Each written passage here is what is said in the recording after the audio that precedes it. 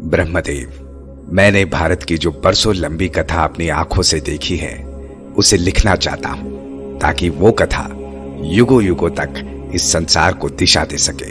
परंतु इतनी बड़ी और उलझी हुई कथा को लिखना मेरे अकेले के वश में नहीं है। इसलिए मैं वर्षों से एक योग्य लेखक ढूंढ रहा हूं, ताकि मैं कथा बोलूं और वो लिखते रहें। तो देव, यदि संभव हो तो आप इस कार्य में मेरी सहायता करें। मुझे इतना अवकाश कहां वेदव्यास, और फिर जिस कथा के आप साक्षी रहे हैं वो तो आप स्वयं ही लिख सकते हैं।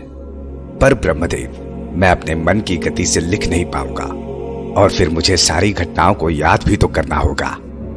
यदि ऐसा है तो आप महादेव के पुत्र श्री गणेश के पास जाएं। उनसे योग्य लेखक इस ब्रह्मांड में कोई नहीं।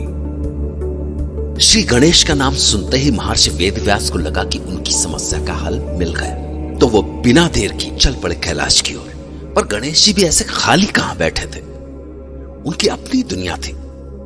आखिर वो बुद्धि और विवेक के स्वामी थे, इसलिए उनका सारा समय ज्ञान की साधना में लग जाता था।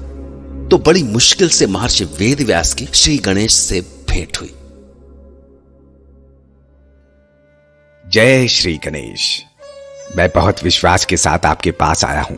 आप जानते हैं कि भारत की कथा ऐसी है कि इसे लिखने के लिए आपसे योग्य और कोई नहीं हो सकता।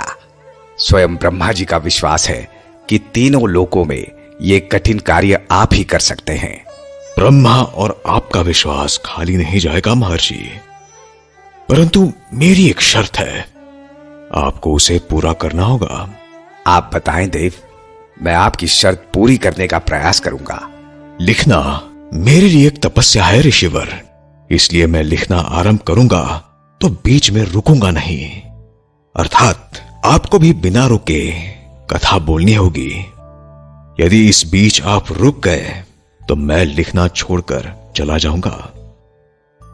गणेश जी की इस टेढ़ी शर्त ने वेदव्यास को फंसा दिया। मतलब इतनी बड़ी कथा वेदव्यास बिना रुके बोलते जाएं और गणेश जी लिखते जाएं। तो व्यास जी ने थोड़ी देर विचार किया और उन्होंने भी गणेश जी के सामने एक शर्त रख दी। ठीक है देव, पर मेरी भी एक शर्त है। जब मैं कोई श्लोक बोलूंगा तो लिखने के पहले आपको उसका अर्थ समझना होगा। बिना समझे आप कोई श्लोक नहीं लिखेंगे। यदि आप मेरी यह शर्त स्वीकार करें तो हम अभी से यह कार्य आरंभ कर सकते हैं।